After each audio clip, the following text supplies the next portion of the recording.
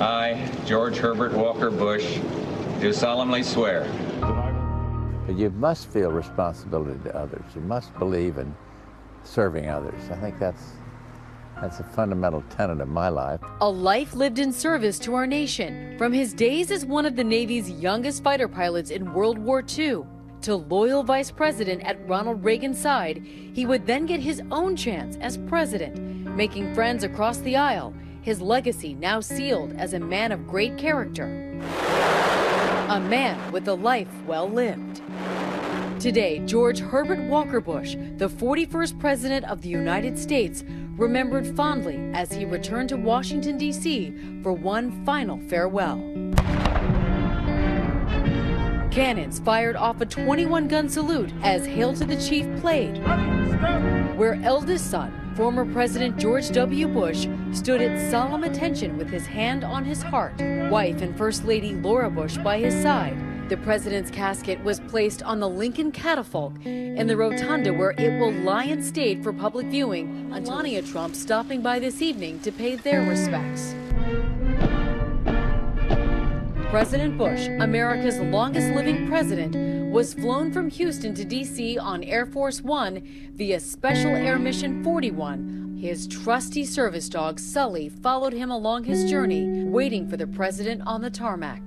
After lying by his side at a funeral home in Houston, every living president is expected to attend the funeral, among them President Clinton, who forged an unlikely close bond with his predecessor, one that included fishing trips and philanthropy.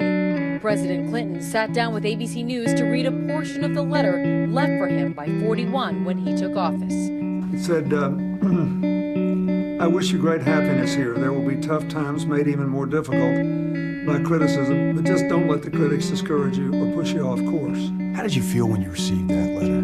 I thought it was vintage George Bush. I thought he meant it, but I also thought he was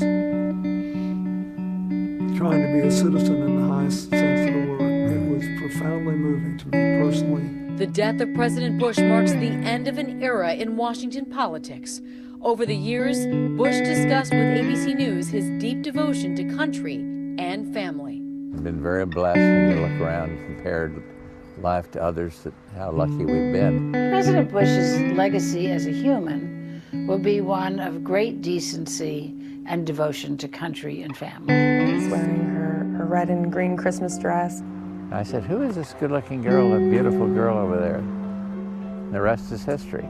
Barbara Bush set eyes on 17-year-old George Bush and never looked back.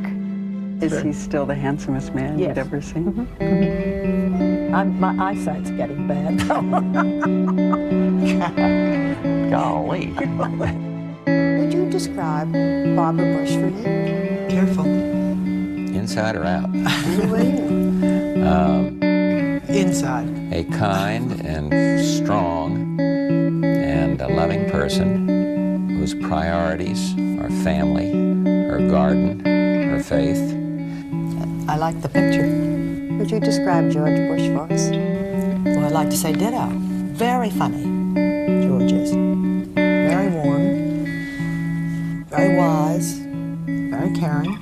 I would put faith as a very important part of George's life, family, and friends. And he's good.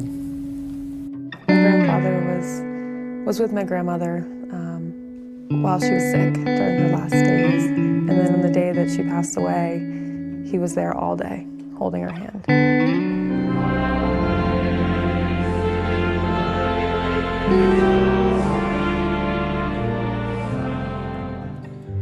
At her funeral in April, President Bush was next to her casket greeting mourners who had come to pay their respects.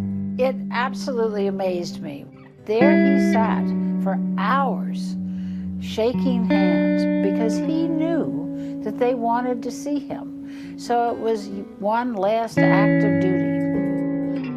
After my grandmother passed, my grandfather was back in the hospital the day after. There is breaking news. Former President George H.W. Bush has now been hospitalized with an infection that has spread to his blood.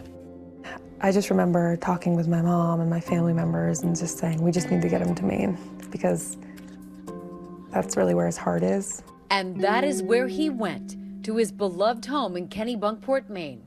I just feel totally relaxed here in Maine, by the coast. He spent his last summer there, surrounded by family, in October attending the wedding of his granddaughter, Barbara Bush. Family means everything to me. With 5 surviving children, 17 grandchildren, 8 great-grandchildren, Bush was a true family man to his last breath. His final words, "I love you too," spoken to his son George W. Bush on the telephone before he passed away quietly at home in Houston. He will be laid to rest at his presidential library in College Station, Texas, next to his wife and daughter Robin. I do think that you go to heaven, there is a heaven, and I don't fear it, though. When I was a little guy, I'd fear death.